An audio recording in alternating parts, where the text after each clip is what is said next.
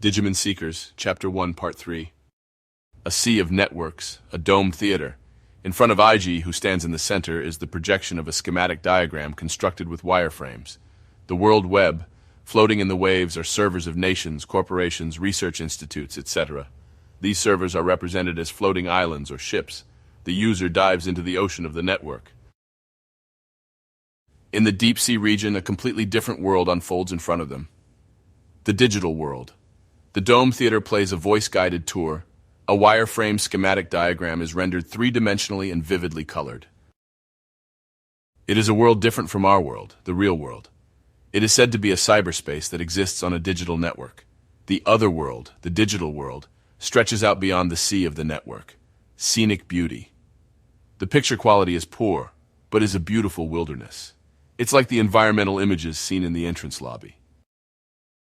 Inhabiting this digital world is this. The data becomes three-dimensional. Hololization. This is a technology initiated by the university and put to practical use by AE. This technology is also applied to the 3D digital signage seen in the city. A digital monster, a Digimon. Something is horrorized. At first glance, it looks like a frog. It is a tadpole on the verge of becoming a frog, with its tail still attached. It is green like a watermelon with black stripes. It is characterized by its mohawk-like dorsal fins, claws on its arms and legs, and exaggerated fangs. Betamon, child, amphibian, virus type. The frog-like data is displayed. A Digimon is an information life form living in the digital world. A living AI. It's something you won't find in any textbook. A living AI? Digimon are made up of a variety of motifs: fish, amphibians, reptiles, mammals, plants, insects, crustaceans, mollusks, machines, chemical phenomena, and other phenomena, as well as 8 million gods, Buddha, and demons, all of which holographically appear one after another. The discovery of the digital world and the history of its research. What are Digimon, digital monsters? Digimon evolution: baby, child, adult, perfect, and ultimate form. There are three basic attributes of Digimon classification. The explanation of the hololized Digimon is followed by a presentation showing images of the Digimon. That's the object I saw in the lobby. A three-colored laser beam is emitted from the object, repeatedly illuminating IG, who stands in the center of the Dome Theater, in total awe of what he's seeing. The three attributes that form the basis of Digimon taxonomy, virus, data, and vaccine, are the motifs for the three types of Digimon. Ryusenji explains. Digimon are the fruit of contact with the digital world, a new world on the network that has helped prop up humanity. Digimon have revolutionized human society. The use and application of Digimon as AI tools has led to remarkable discoveries in areas such as software development, cryptographic security, and AI drug discovery. However, it is still a secret of mankind. Most of the world's people still do not even know that the digital world exists. Suddenly, the image is disrupted. The Dome Theater vibrates, and even if they did, they wouldn't understand it anyway. The tone of the dialogue changes. It sounds like it has been processed by a machine. There is good and bad. Digimon can be misused as tools of cyber terrorism. These misuses are so-called Digimon crimes.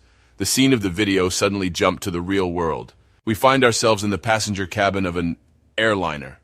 Wings can be seen outside the window. The plane is flying above the clouds at night. The roar of its jet engines is audible. One of the passengers is filming the cabin with his smartphone. Sleeping on the other side of the plane, covered with a blanket, is the photographer's wife, lover, or daughter. Boo! A realistic wind noise deafens IG. The world is flooded with noise. And then, silence. Roar! Without warning, vision goes dark. The angle of the image is disturbed. An alert.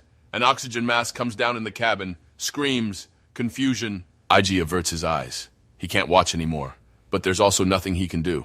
The airliner suddenly drops its nose and crashes headlong out of the clouds at an altitude of more than 30,000 feet. Tomonori Ryusenji has always been a world leader in the discovery of the digital world and research into digital monsters. He is the reason why AE's digital lab is located next to the university. I know of no other case where a single researcher has made such a significant contribution to the university's reputation and the company's business performance.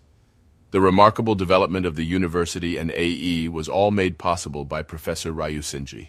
Wonderful! Ryusenji's face beams with admiration as he inspects the gadget that IG had delivered to him, a digital dock. DDL, Ryusenji's office. It's a private room with part of the wall made of glass.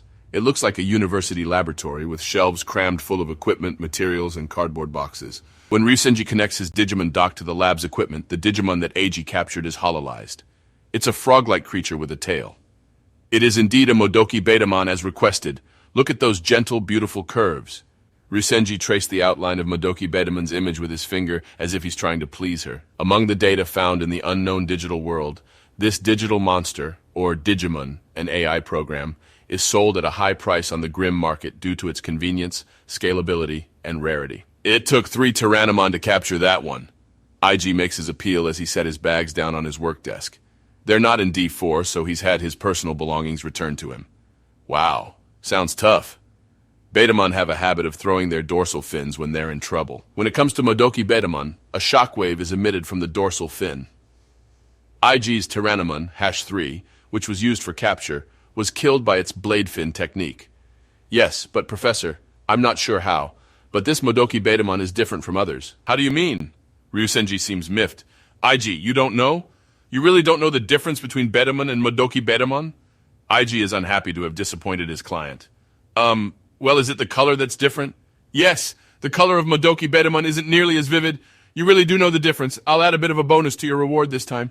Yes, thank you for that. It looks like my guess was correct. Now I can have a beef bowl with pickles and a raw egg for dinner.